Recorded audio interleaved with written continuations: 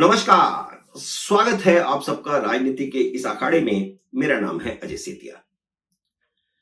मित्रों, लोकसभा स्पीकर ओम बिरला के साथ विपक्ष का टकराव पहले दिन से शुरू हो चुका है। हालांकि उनका चुनाव सर्वसम्मति से हुआ है, लेकिन टकराव बिल्कुल वैसा ही है जैसा 17वीं लोकसभा में था। हुआ यह कि राहुल गांधी विपक्ष का नेता बनने के बाद राजनीति को हॉकी के खेल की तरह खेल रहे हैं, जबकि राजनीति हॉकी का खेल नहीं है। राजनीति शतरंज का खेल है। शय देना इसमें आसान होता है, मात देना उतना ही मुश्किल होता है। पहले शय देने वाला अक्सर हारता है और यही राहुल गांधी के साथ हुआ। स्पीकर पद पर उन्होंने नरेंद्र मोदी को शय दे दी थी और उनकी मात हो गई। शतरंज शांत रह करके जीती जा सकती है। राहुल गांधी यही गलती कर गए। मोदी ने शांत रहकर पहली बाजी जीत ली। राहुल गांधी अगर स्पीकर पद को लेकर के राजनीतिक गोटियां न बिछाते तो मोदी अपनी मनमर्जी का स्पीकर ओम बिरला नहीं बनवा पाते।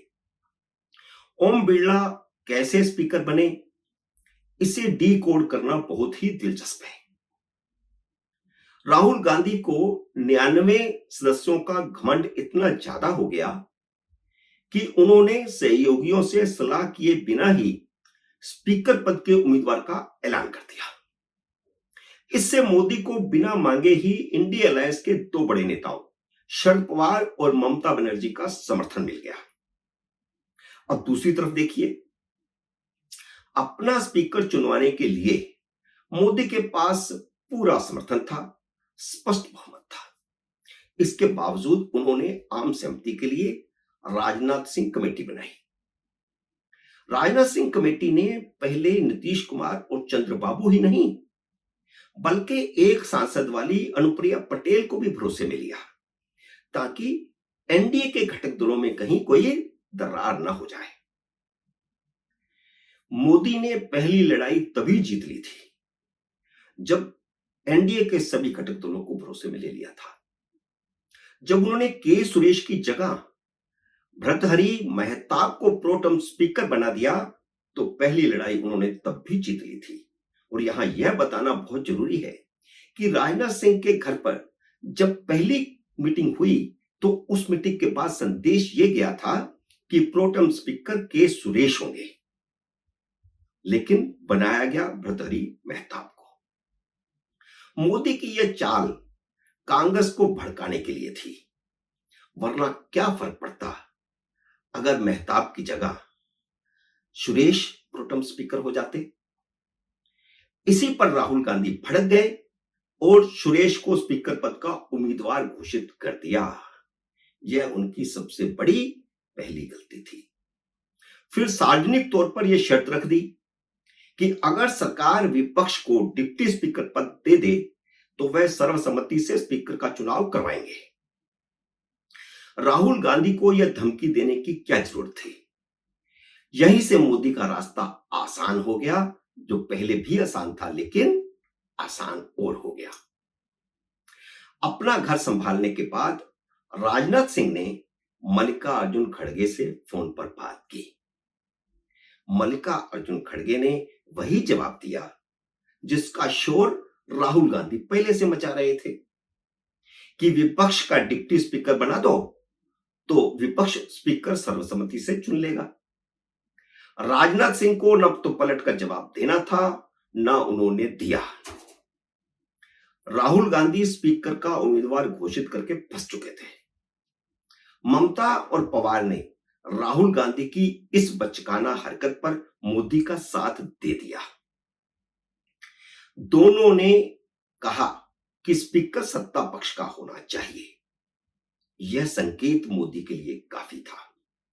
मोदी की पहली चाल में इंडिया अलायंस बिखर चुका था। भले ही पवार और ममता वोटिंग के समय कांग्रेसी उम्मीदवार के सुरेश का समर्थन करते, लेकिन जीतना मोदी के उम्मीदवार को ही था।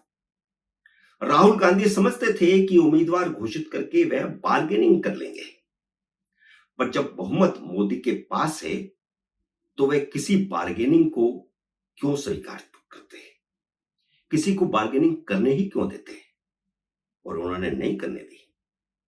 राजनाथ सिंह ने इसीलिए मल्लिकार्जुन खड़गे को पलटकर जवाब ही नहीं दिया। शर्त रख करके आप कैसे कोई डिप्टी स्पीकर बनवा सकते हैं?